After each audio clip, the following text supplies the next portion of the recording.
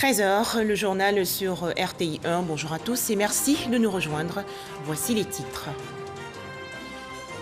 En Côte d'Ivoire, 2 grands réceptifs hôteliers inaugurés il y a quelques jours par le ministre du Tourisme, Siandou Fofana, à Korogo et à Kouto, dans la région nord.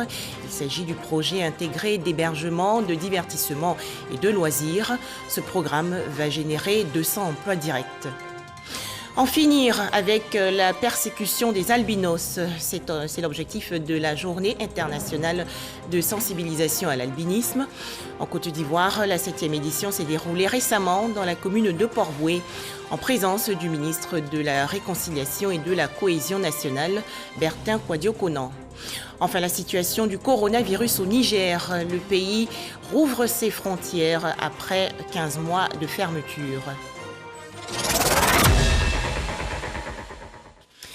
En Côte d'Ivoire, donc, un complexe hôtelier 4 étoiles inauguré récemment par le ministre du Tourisme, Siandou Fofana, à Korogo, et un autre de 3 étoiles à Kouto, dans la région nord.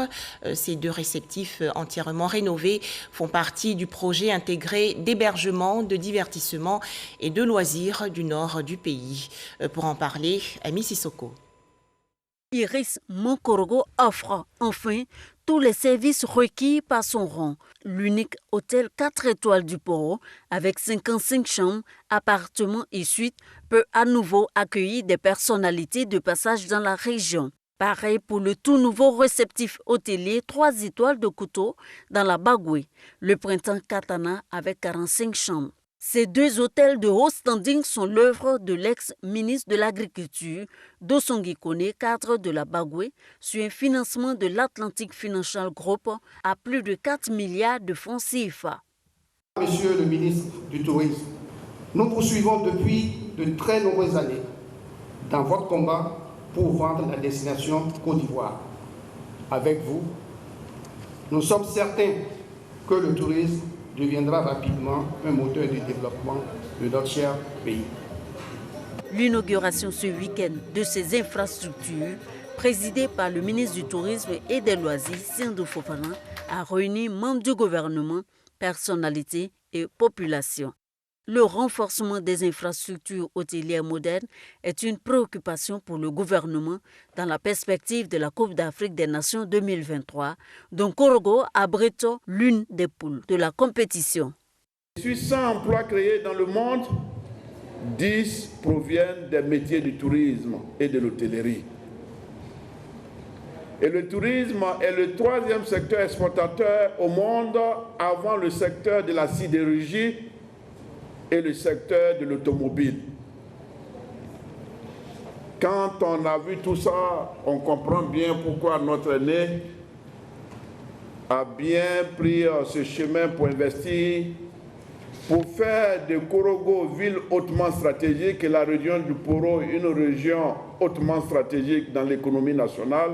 Et nous devrons tous y contribuer. Et pour ma part, je ne manquerai pas un seul instant à jouer ma partition pour faire de Korogo et de la région du Poro un pôle attractif au plan touristique. Avec Iris Monkorogo et le printemps Katana, ce sont plus de 200 emplois directs et plus de 600 autres indirects. Dans la soirée, le ministre du Tourisme, accompagné de son collègue de la communication, des médias et de la francophonie, Amadou Koulibaly, était au quartier Koko à Daleka, village des sculpteurs, pour la remise de 2 bâtiments qui serviront de stockage et des sites d'exposition des sculptures. Des dégâts matériels importants et autres perturbations dans le district d'Abidjan après la forte pluie survenue dans la nuit de samedi à dimanche. Le ministre de l'Assainissement et de la Salubrité a donc fait une visite de terrain dans quelques communes. Bouaké Fofana a appelé les populations à la vigilance et à ne pas construire dans les zones inondables. Cheikh Koné. Sous une fine pluie, Bouaké Fofana, ministre de l'Assainissement et de la Salubrité, a visité les zones critiques dues au passage de l'eau après la forte pluie qui s'est abattue sur Abidjan dans la nuit du samedi au dimanche. Ces précipitations ont occasionné quelques dégâts matériels et des perturbations à certains endroits dans la commune de Cocody. Bouaké Fofana débute son périple à la Riviera où il visite en premier la célèbre rue Ministre, une zone à fort risque d'inondation. Ensuite, il s'est rendu à la Riviera Palmeraie et à Bonomé pour constater d'une part les dégâts, d'autre part se rassurer de la solidité des infrastructures d'assainissement en pleine construction. Alors, les constats, ils sont connus. On a des zones critiques, des zones inondables et qui ont été inondées. Et la raison, c'est il y a des retenues à faire en amont de ces zones-là qui ne sont pas encore faites. Et tant qu'on n'aura pas construit ces retenues, on a ces risques d'inondation. Ce qu'on a vu du côté de la Palmeraie, zone la rue Ministre, par exemple, nous avons dédoublé les canalisations d'un côté, ce qui fait qu'il y a une zone où le problème est réglé. Par contre, on doit reprendre des eaux sur Mitterrand. On est en train de faire des travaux également tout le long de Mitterrand, quand vous allez sur la route de Benjerville. Tant que ces travaux ne sont pas terminés, les eaux vont toujours venir sur leur chemin naturel. Bouaké Fofana appelle à la vigilance et se réjouit qu'il n'a été enregistré aucune perte en vie humaine. Notre objectif cette année, c'est 0 mort lié aux inondations. Pour l'instant, je peux dire, Dieu merci, on garde les doigts croisés. Pour cette année 2021, la Sodexam, l'institution nationale en charge des prévisions météorologiques, a annoncé de fortes pluies avec un cumul pluviométrique supérieur à 30 mm par rapport à la moyenne des 30 dernières années. Toujours en Côte d'Ivoire, la toute première édition des Awards africains de l'écologie. C'était le 5 mai dernier dans la commune de Cocody. Objectif, encourager et récompenser les entreprises et organisations ouest-africaines qui favorisent et développent les actions de préservation de l'environnement. Les précisions de Franck Quadio. Une nuit consacrée à l'écologie dans un contexte mondial rythmé par les changements climatiques.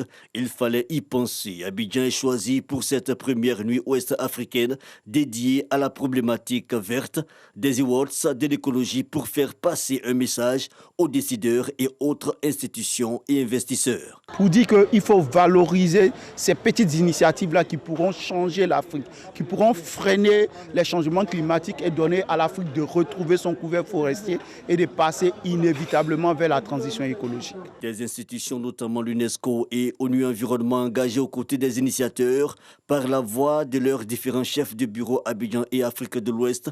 Les Awards, organisés par le réseau des experts ouest-africains pour l'écologie REFAC, ont désigné les meilleurs des 266 candidats issus de 10 pays africains dans 4 catégories. La Guinée est la deuxième exportatrice de bauxite dans le monde entier, après l'Australie.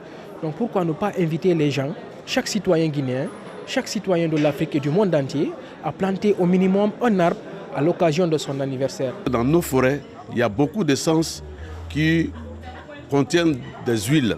Pour nous, il faut réintroduire dans nos forêts toutes ces essences oléagineuses, résineuses des forestiers, des fruitiers sauvages. Le meilleur des meilleurs en termes d'innovation verte est le Sénégal avec Oumar Ba qui remporte le prix des communes. Au-delà des distinctions, ces awards, selon le ministre de l'Environnement et du Développement durable, auront un impact certain sur la gouvernance des États ouest-africains en matière de préservation des écosystèmes écologiques. Je suis convaincu que ces awards vont inévitablement accompagner les actions de la CEDEAO.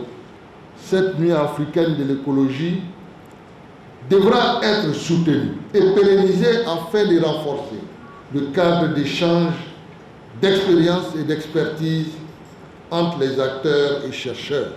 C'est en partie aussi le sens de l'intervention du parrain, Philippe Ia, président du conseil régional du Bonkani, région à l'honneur, région du nord-est ivoirien qui abrite la plus grande réserve de biosphère du pays, le parc de la Komoué.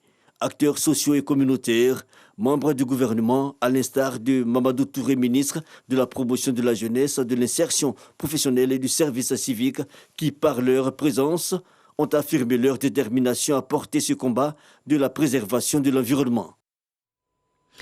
Plus loin, en République démocratique du Congo, des organisations non gouvernementales dénoncent l'octroi illégal d'immenses concessions de forêts primaires à une seule et même entreprise. Des contrats signés en septembre dernier par Claude Nyamugabo, ex-ministre de l'Environnement, mais qui n'ont été rendus publics sur le site du ministère qu'en mars 2021. Les défenseurs de la forêt en RDC ont ainsi relevé plusieurs irrégularités et demandé leur annulation. Retour en Côte d'Ivoire pour rappeler cette jolie fête des pères hier, malgré la grosse pluie qui s'est abattue sur le district d'Abidjan. Les papas ont reçu des présents de la part de leurs enfants et de leurs conjointes. Franck Quadio les a rencontrés. Dans la moiteur de cette journée dominicale, au sortir d'un week-end pluvieux, ce père de famille est bien triste. Karamoko, Ivoiro-Canadien, est depuis quelques mois loin de sa famille restée outre-Atlantique. C'est sa première célébration des fêtes du père sans sa femme et ses 3 enfants. C'est un jour spécial pour moi, mais bon, heureusement, la technologie existe. Ce matin, ma fille m'a appelé avec mon fils. Mais bon, j'aurais aimé vraiment être avec eux aujourd'hui pour célébrer cette fête des pères. C'est que ce dimanche 20 juin est un jour particulier pour tous les papas du monde. Célébration quelque peu noyée cette année par les caprices de la météo. Grande saison pluvieuse oblige. Dans quelques grandes surfaces cependant, certains ont voulu tout de même se procurer des cadeaux. Lucie et sa sœur Christine parcourent les rayons. C'est pour mon beau-frère que je considère comme un papa. Je l'ai observé et je vais lui offrir une tondeuse, c'est qu'il va aimer. Pour Christine, le choix est plus difficile, mais il finira par s'opérer après moult hésitations. Je ne savais pas trop quoi lui offrir, et comme c'est un adepte de vin, donc j'ai préféré prendre celui-là. Il a vous est content de vous donner vos cadeaux. Oui. Pour faire plaisir à papa, d'autres n'ont pas hésité. Déodorant. On a choisi déodorant. Je voulais faire un cadeau à leur papa, leur grand-père et puis leur oncle. Là, on a 3 cadeaux qu'on est en train de faire pour les hommes de la maison. Une fête dédiée au papa en écho à la fête des mères, un juste retour des choses. Non. C'est pas ce genre de cadeau. Oui, c'est un bon cadeau en tout cas. Satisfaction aussi chez ces dames. L'emballage en cette période fait bien recette. On emballe beaucoup, depuis vendredi. La fête des pères, fête annuelle pour célébrer les papas. Plusieurs pays optent pour le mois de juin, mais les écrits s'accordent autour de la date de 1910 aux États-Unis pour les premières célébrations civiles, car auparavant, l'Église catholique romaine célébrait les pères de famille, et cela depuis le Moyen-Âge. Direction à présent la région ouest du pays. Bientôt la construction d'un collège de proximité et d'un foyer des jeunes à Biankouma. Annonce faite récemment par le ministre de l'Intérieur et de la Sécurité, le général Vagondo Dioumandé. Les précisions de Ève Boué. Des réfrigérateurs, des téléviseurs, des ventilateurs, des pagnes et des vivres offerts aux mamans du département de Biankouma et des mamans venues d'ailleurs, à l'occasion de la fête des mères célébrée ce jour à Sokourala. Une initiative de Mme Vagondo, épouse du ministre de l'Intérieur et de la Sécurité. Pour elle, il s'agit de magnifier les mères du monde rural et promouvoir ainsi la cohésion sociale, le vivre ensemble et le partage. Les bénéficiaires apprécient l'initiative. C'est une femme au grand cœur, donc j'aimerais lui dire tout simplement merci. Qu'elle continue ainsi. Parce que la main qui donne ne se déclare pas. Quand tu sèmes, tu reçois. Nous remercions maman beaucoup pour tous ces dons-là qu'elle nous fait. On est très heureux, on est contents. Un moment vraiment très heureux. Nous sommes épatés, nous sommes tous contentes. Des mamans qui seront encore plus heureuses car bientôt leurs jeunes enfants pourront rester sur place pour leurs études secondaires. J'ai juste annoncé de la part des parents un projet que nous envisageons initier dans ce village. C'est la construction d'un collège base 2 parce que le village est situé dans une zone où beaucoup de villages ont besoin d'envoyer leurs enfants au secondaire.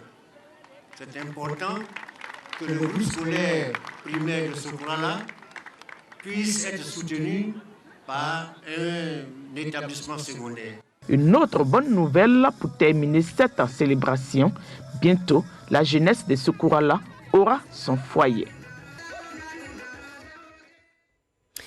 Un tout autre sujet à présent avec ces journées de sensibilisation foraine gratuites pour les populations des sous-préfectures de Kouassi, d'Atekro et de Boaïa dans la région nord du pays. C'est une initiative de l'association Unie pour le développement du Bini. Les femmes ont été exhortées à se faire régulièrement dépister contre le cancer du col de l'utérus. À noter que le planning familial a été également expliqué aux participantes. Herman Niamia. On ne le dit probablement pas assez, mais 90% des cancers du col de l'utérus peuvent être évités. Pourtant, cette maladie continue de faire des victimes en Côte d'Ivoire. Pour les médecins, les meilleures armes contre le cancer du col de l'utérus sont et restent la prévention et le dépistage. D'où l'organisation de consultations foraines par le mouvement citoyen uni pour le développement du Bini à Boaïa et à Kouassi d'Atekro, deux chefs-lieux de sous-préfecture dans le département de Kounfao. Nous sommes à notre deuxième édition des Journées du Bini.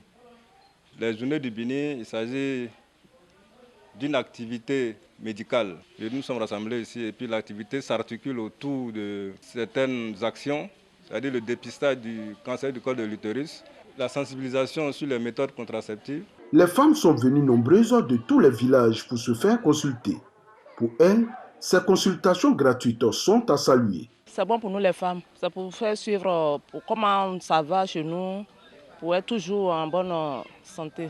Je suis rentrée, au moins on m'a dit que je n'avais pas de maladie, je n'avais pas de problème. Pour le partenaire du projet, Edouard Dia, délégué chargé de la région Est de l'AIMAS, il est important pour la structure qu'il représente de s'impliquer davantage dans la santé des populations, d'où le partenariat tissé avec Uni pour le développement du Bini depuis 2 ans. Aujourd'hui, nous faisons la planification familiale, on fait le dépistage du cancer du col de l'utérus, mais on souhaitait aller plus loin.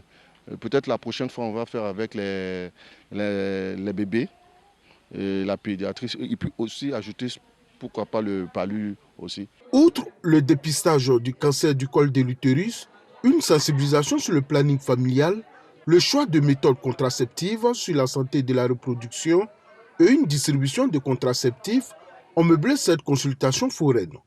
Ce sont 248 femmes au total qui ont été reçues au cours de ces consultations. 87 ont choisi une méthode de contraception. 13 d'entre elles ont été testées positives au précancer du col de l'utérus. Ces dernières seront référées au CHR de Bondoukou pour un suivi. Rappelons aussi qu'il nous faut nous faire vacciner contre le coronavirus et respecter les gestes barrières pour éradiquer la maladie.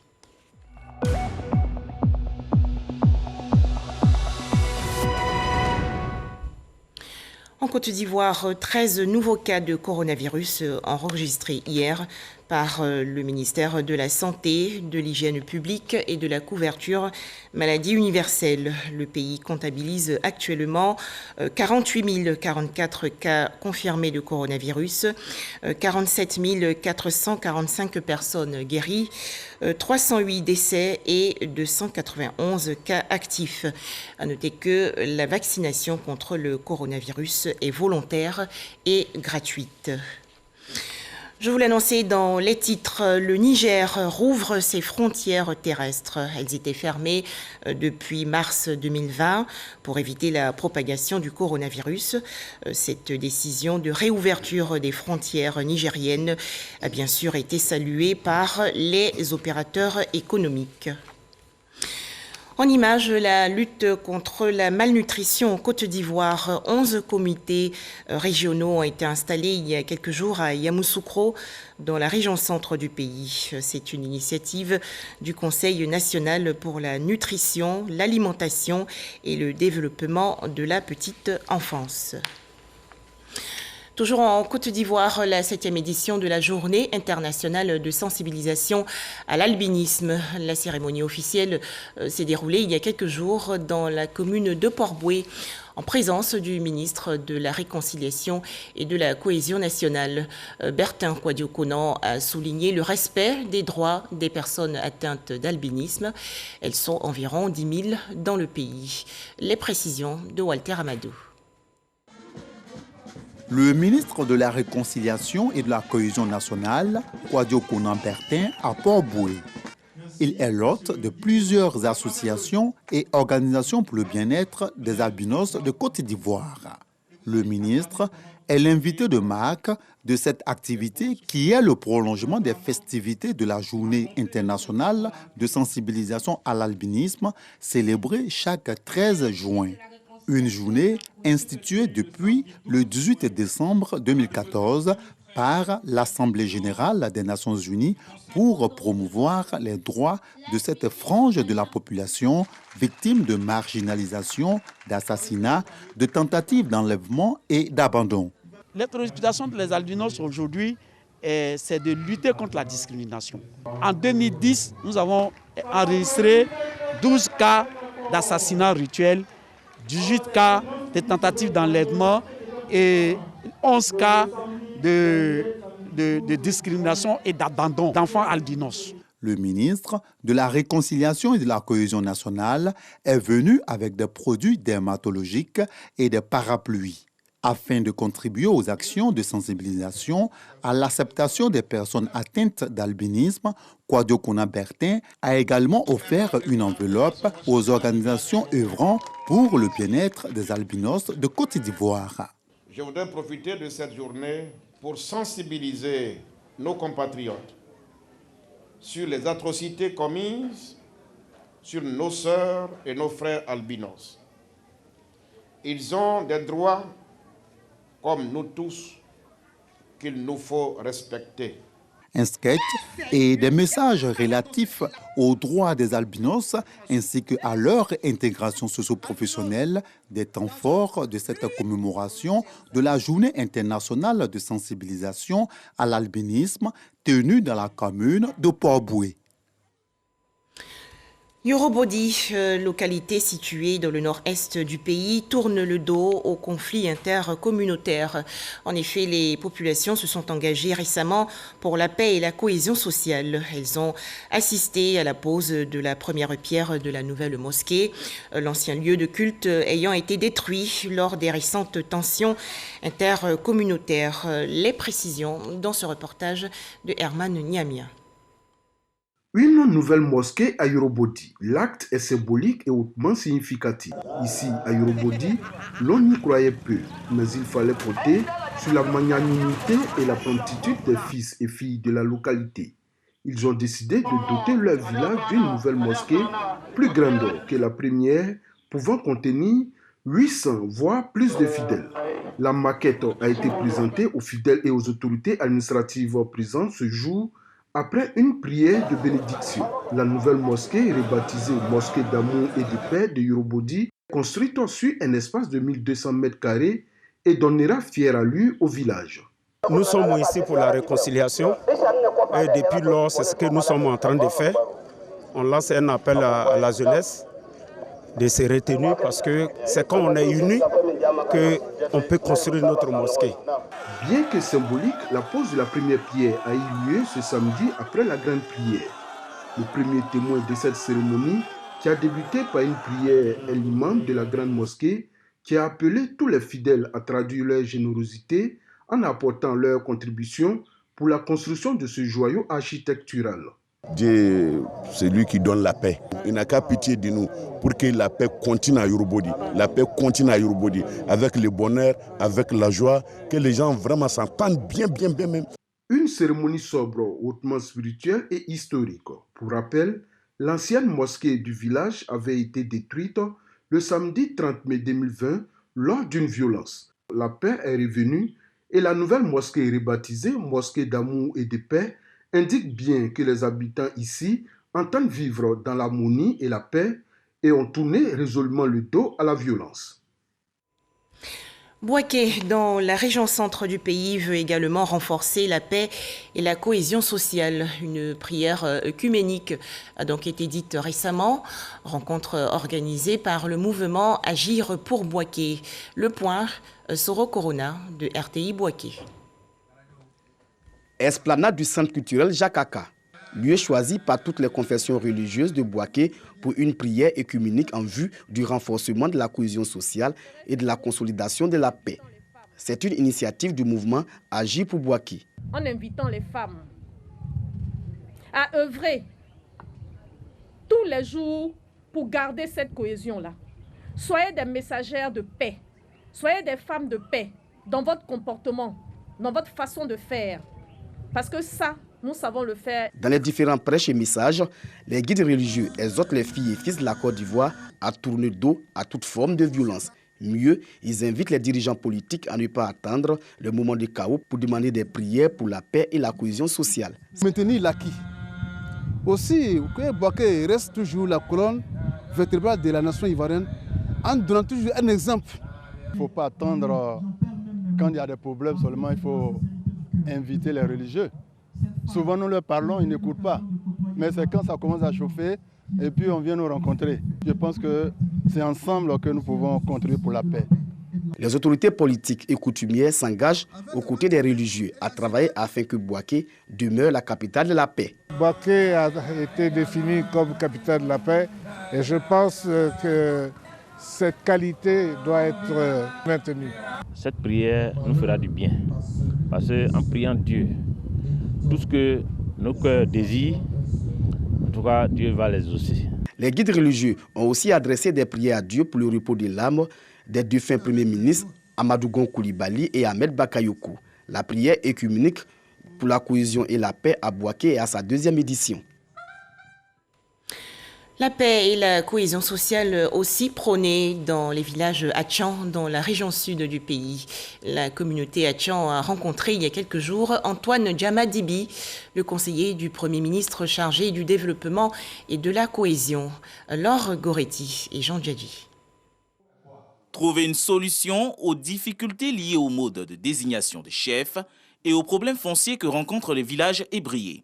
C'est la volonté de la communauté ébriée venue demander le soutien du Premier ministre par la médiation de son conseiller en charge de la cohésion et du développement des villages Atchan. Dans tous les villages ébriés, il y a des problèmes concernant la désignation d'un chef. Ils ont décidé de rencontrer leur leader qui est M. Djamadibi Antoine. C'est en cela qu'on parle de cohésion sociale, bien entendu. Parce que dans un village, quand il n'y a pas de paix, quand il y a des troubles, il n'y a pas de quiétude. Tout ce que nous avons, ce sont nos terres.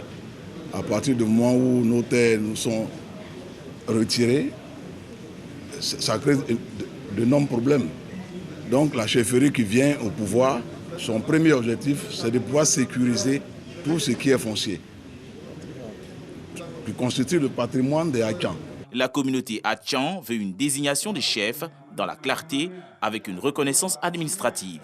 Dans les villages ébriés, quel que soit le mode de désignation, quel que soit le chef qui est nommé, il doit être appuyé par un arrêté préfectoral. Donc le chef, son pouvoir, l'administration ne reconnaît pas son pouvoir. La communauté prévoit un atelier de concertation en vue de trouver des réponses efficaces pour la cohésion et le développement des 60 villages Atchan. Enfin, célébration aujourd'hui, lundi 21 juin 2021, de la fête de la musique. Divers festivals locaux de musique se déroulent donc à travers le monde. En Côte d'Ivoire, cette célébration est toute particulière en raison de la maladie à coronavirus. Pour en parler, Franck Quadio. Les rues de Treichville, aux couleurs des notes musicales. Les marionnettes géantes sont de sortie, sont de la fanfare, des grelots, mais aussi de la prestidigitation. Tout un programme pour cette première édition de la fête de la musique à Treichville, organisée par l'association Étoile du Sud, en partenariat avec le collectif artistique Cody Jazz. Je dirais que la couleur principale, c'est la diversité musicale pour tous. En tout cas, c'est ce que nous avons essayé de faire. Le concept est simple. La musique de midi à minuit. Plusieurs artistes sur la scène du Sénat Café Théâtre au Centre national des arts et de la culture de Treichville. Ce jeune groupe a à cœur de promouvoir cet instrument traditionnel.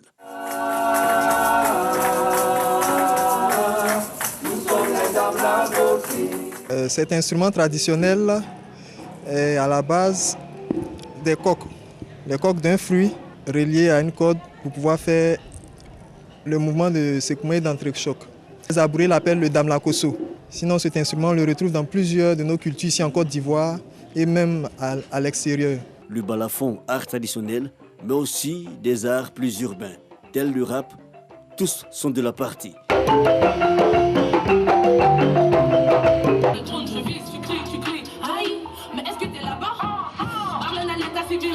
Et ça fait vraiment du bien et c'est une très belle occasion aussi qui nous est donnée en tant que nous, acteurs du hip-hop. Le premier magistrat de la commune, François Michia, en compagnie des ambassadeurs d'Italie et d'Espagne, a réaffirmé son engagement en faveur des arts et de la culture à Treichville. La nuit tombée, autre décor, la commune de Yopougon, où les autorités municipales ont offert un concert géant aux populations.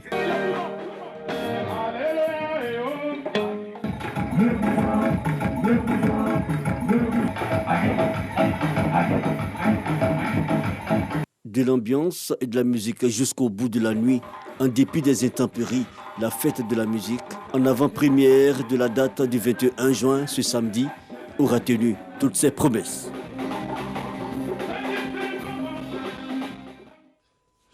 Voilà, c'est la fin de ce journal. Merci de nous avoir suivis. D'autres informations sur notre site rti.ci.